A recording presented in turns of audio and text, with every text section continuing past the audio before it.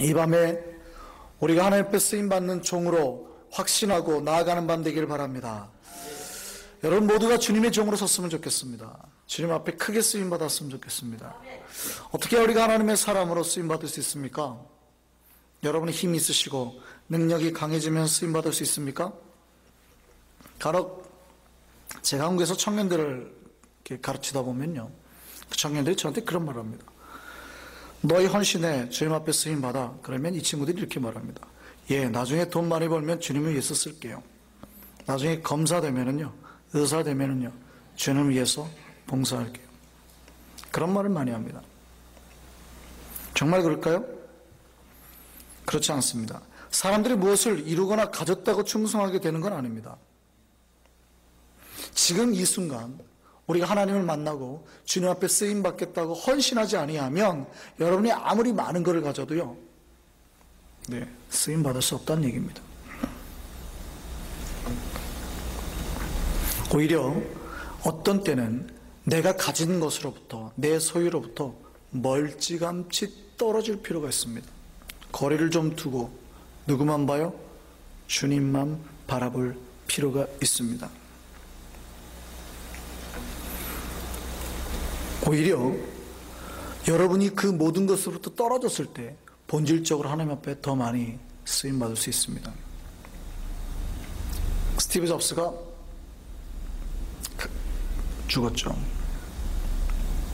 안타깝습니다. 너무 젊은 나이에 죽었어요. 근데 스티브 잡스가 이제 췌장암으로 죽었는데요, 이 췌장암의 죽음의 고비에 대해서 한번 살아나게 되죠. 근데 스티브 잡스가 그런 말을 합니다. 그 죽음의 고비가 얼만큼 자기에게 유익했냐면 비로소 자기의 본질을 바라볼 수 있게 됐다는 겁니다. 그러니까 자기가 가진 모든 소유부터 떨어져서 자기가 가장 창조적인 세계를 발견할 수 있는 기간을 가지게 됐다는 거예요. 욕망으로부터, 내가 가진 소유로부터 다 떨어지고, 왜냐하면 이제 다 포기해야 되니까 그것으로부터 비로소 벗어났을 때 자기에게 창조적인 세계가 열렸다고 고백했습니다. 우리가 언제 하나님을 볼 수 있습니까? 여러분이 가진 것 다 포기하고 거기서부터 벗어났을 때 비로소 하나님을 제대로 바라보게 됩니다. 오늘 등장하는 주인공이 그랬습니다. 이스라엘 백성이 이집트에서 종살이하면서 고통 가운데 있을 때 하나님께 기도했습니다. 하나님께 부르짖었습니다. 하나님 도와주세요. 살려주세요. 못 살겠어요. 이때 하나님 응답하십니다. 오셔서 이스라엘 백성을 구원할 계획을 세우십니다. 자, 창세기에 보면 이스라엘 백성이 애굽에 내려간 사건으로 마무리가 됩니다. 요셉이 총리가 됐죠. 근데 요셉이 죽고 세월이 지나니까 점차 예전에는 대우받던 이스라엘 백성들이 이제 천대받기 시작하는 겁니다. 이스라엘 백성 수는 많아지고 강대해지거든요. 그러니까 애굽 사람들이 불안해지는 거죠. 그러니까 애굽왕 바로가 이스라엘 백성들에게 노역을 시킵니다. 고통스럽게 합니다. 괴롭게 합니다. 그런데 성경은 재밌는 말씀합니다.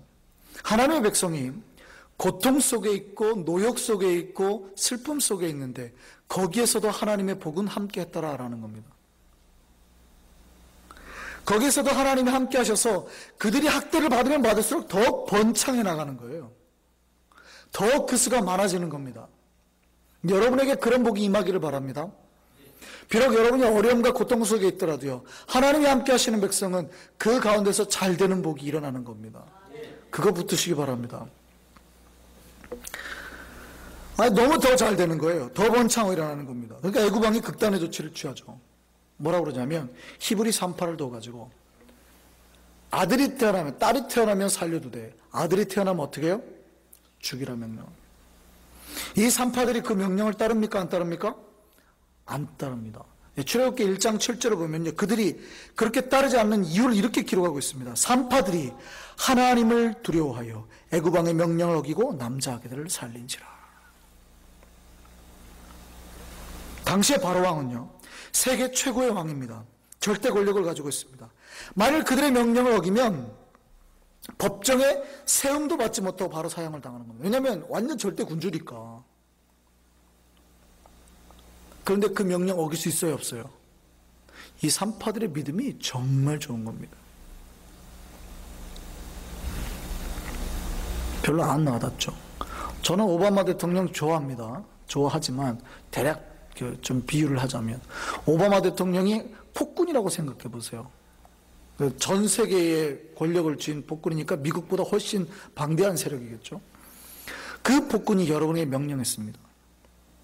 이제부터 한국 민족 중에서 아들 태어나면 다 죽여라고 했어요. 말 안 들으면 어떻게 해요? 당장 죽일 수 있는 정도의 파워예요. 그렇잖아요. 왕이 직접 명령을 하다 그랬는데 임금이. 여러분 따르겠습니까? 안 따르겠습니까? 이게 보통 믿음 갖고 되는 게 아니에요. 히브리 산파들의 믿음이 정말 대단했습니다.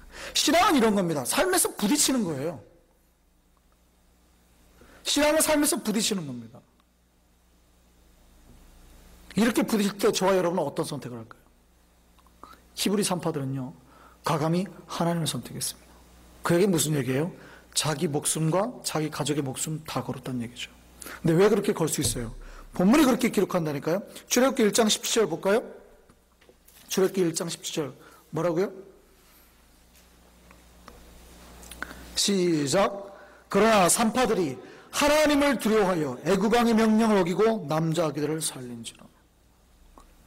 산파들은 눈에 보이는 애굽 왕보다 보이지 아니하는 하나님을 더 두려워했다는 말입니다. 여러분에게 보이는 이 세상보다 보이지 않는 하나님이 더 소중하기를 바랍니다.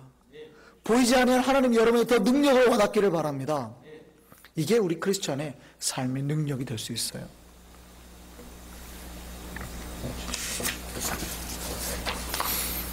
여러분의 세상을 살아갈 때 여러분 앞에 유일한 기준이 하나님이 되기를 바랍니다. 하나님 우리의 최고의 기준이며 두려움이 되기를 바랍니다. 하나님이 아닌 것이 우리를 억압할 수 없음을 기억하시기 바랍니다. 그러자 바로 왕이 이번에 어떻게 합니까?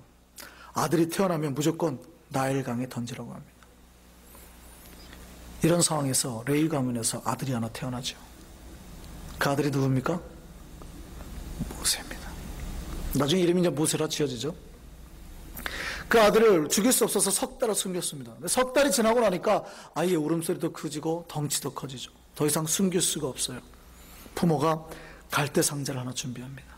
거기에 역청을 바르고 나무 진을 바르고 아이를 그 강가에 대서 그 나일강에 띄워보냅니다. 쉽게 말하면 이 아이를 죽음의 길로 내보내는 거예요. 이때 부모의 심정이 어떨까요? 예, 자기 이제 막 100일 된 아이를 그 갈대 상자에 실어서 떠나보내는 거예요. 언제 악어가 와서 먹을지, 언제 물이 새가지고 아이가 잠기게 될지, 이 아이를 죽음으로 떠내보내는 거 아니에요. 부모의 마음이 좋겠습니까? 예, 이거 정말 그 손을 발발발발 떨면서 울면서 막 이 떠나보내는 거예요. 죽음의 장면이에요. 자기 아들을 죽이는 장면이에요.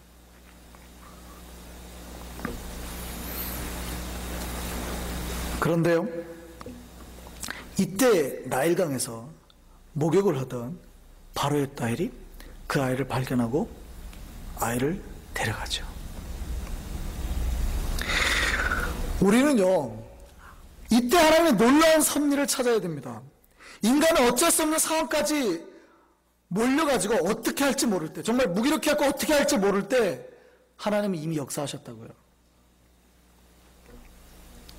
하나님은 인간보다 먼저 움직이시는 겁니다. 그래서 하나님께서 이미 드라마 계획하고 모든 장치들을 마련하셨다고요. 내 아들을 죽일 것 같아서 벌벌벌 떨면서 그 갈대상자에 담아가지고 강가에 띄워보내요. 울면서 보내겠죠. 숨어서. 하나님 얼마나 재밌는지 아십니까? 하나님의 백성은 뭘 하라는 바로의 계획에 당신의 구원의 계획을 삽입하십니다. 그 구원의 도구로 누굴 써요? 살인을 명령한 그 바로의 딸을 구원자로 쓰세요. 재밌지 않으세요? 지금 그 모세의 부모가 갈대 상자를 준비할 때 하나님은 누굴 준비해요? 예, 바로의 딸, 공주를 준비하는 겁니다. 부모가 울면서 나무에 진을 바르